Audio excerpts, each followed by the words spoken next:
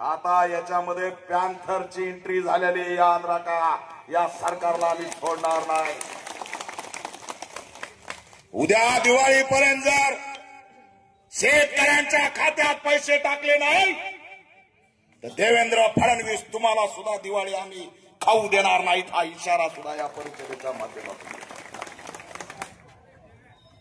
हे सरकार अदानीचं, हे सरकार अंबानीचं 16 लाख कोटी त्यांचे माफ होतात, पण शेतकऱ्यांची कर्जमाफी होत नाही. शेतकऱ्यांचा 7-12 कोरा या घोषणा आम्ही किती दिवस द्यायच्या? या फक्त 7-12 कोराच्या आम्ही बॅनर लावतोय, पण आमचा 7-12 कोरा होत नाही. महाराष्ट्रातून शेतकरी कोरा व्हायला लागलाय तरी सुद्धा सरकारला जाग येत नाही. ही गंभीर अवस्था आहे. मुख्य प्रश्नावरती बोलायचं नाही. असे लोक उभा केले, हे भांडवलदार धार्जिन, अदानी धार्जिन, अंबानी धार्जिन, शेतकरी धार्जिन सरकार नाही. यांच्याकडे कोणतंही धोरण नाही. त्यांना शेतकऱ्यांचा तळतळाट लागेल. आज या आत्महत्याग्रस्त शेतकऱ्यांचे काय हाल सुरू आहेत. या परभणी जिल्ह्यामध्ये घटना घडली. सचिन आणि ज्योती या 2 शेतकऱ्यांनी आत्महत्या केली. कुठे कृषी मंत्री, कुठे मुख्यमंत्री? सांगा ना मला, या सचिन आणि ज्योतीचे लेकरं आज दिवाळी साजरी करू शकतात का? अरे परभणी जिल्ह्यातलं हे शेतकरी कुटुंब बहिणीच्या लग्नासाठी 3 लाख रुपये बँकेचं कर्ज काढलं. वसुली अधिकारी जात होता, चल पैसे दी, पैसे दी, पैसे दी असं म्हणत म्हणत आकडा 2 लाखाकडे गेला. कधीतरी हा सरकार माझं कर्ज माफ करील, कधीतरी मला चांगला भाव मिळेल सोयाबीनला, पुढच्या वर्षी तरी भाव मिळेल म्हणून ढकलत गेला. तिच्या बायकोला जाणीव झाली की माझा नवरा जगणार नाही. शेवटी दोघांनी निर्णय घेतला आणि एकामेकाला मिठी मारून त्यांनी विहिरीमध्ये उडी खाल्ली. आहे का टीव्हीला बातमी?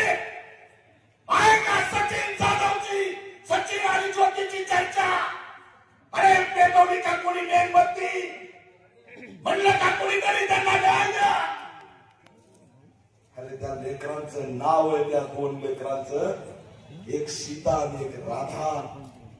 अरे सीता आणि राधा तुमचे देव, आमचे देव.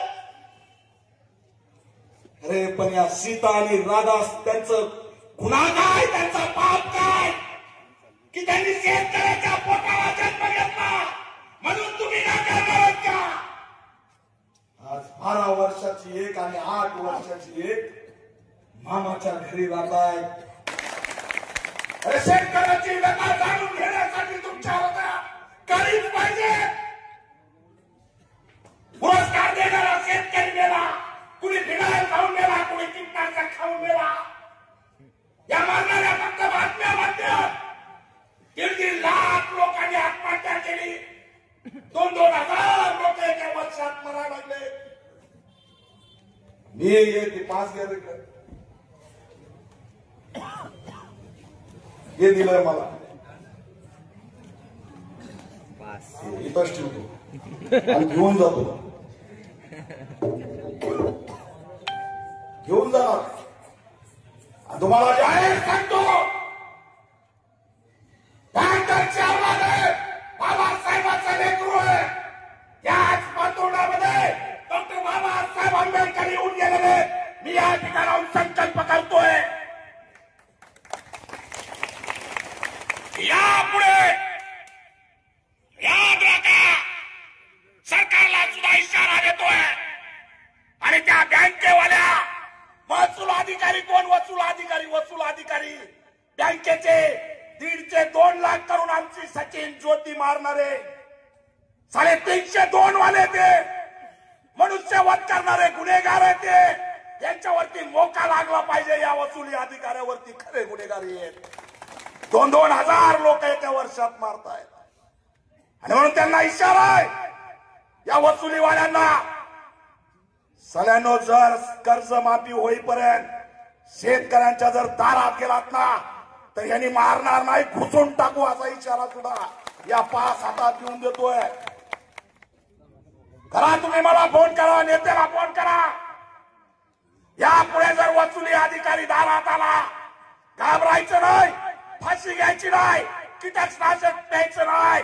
या पॅन्थरला फोन करा, काही मिनिटात ठोकून काढल्याशिवाय राहणार नाही हा इशारा सुद्धा देतोय. शेतकऱ्यांची पॅन्थर उभा करू प्रयत्न आहेत. काय करणार तुम्ही जर आमचा जीवच घ्यायला लागला असलात तर तुमच्या सुद्धा नरडीचा खोट घ्यायला मागे पुढे बघणार नाही हा सुद्धा या माध्यमातून जाहीर करतोय. नाटक करू नका, सत्तेची मस्ती दाखवू नका. हे काहीच करत नाही तुमच्यासाठी. बोंडाळी मुक्त कापूस त्या बियाणं ते सुद्धा देत नाही. बरं, यांचं पोट आलं होतं 6 वर्षापूर्वी, बघितलं तुम्ही? नागपूरच्या 2 जणांचं पोट बघितलं का कसं होतं? म्हणजे हे पोट आळी मुक्त होते तर त्यांना काय औषध सापडलंय काय की, पण बोंड आळीला आमचे औषध सापडत नाही. यांचं पोट कमाई करायला औषध आहे. आणि म्हणून ही व्यवस्था शोषण करणारी व्यवस्था आहे. या विरोधात आपण बंड केला पाहिजे. शेतकऱ्यांची नोंद होते, पण आज या भूमिहीन शेतमजुराची नोंद सुद्धा होत नाही.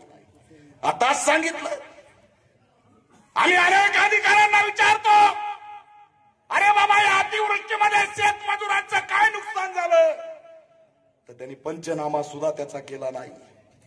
त्यांनी पंचनामा कुणाचा केला? किती जनावर मेले याचा केला. यांच्याकडे जनावर मेल्याची आकडेवारी आहे, पण शेतमजूर भूमिहीन किती मेला याची आकडेवारी नाही. एवढी भयंकर अवस्था आहे.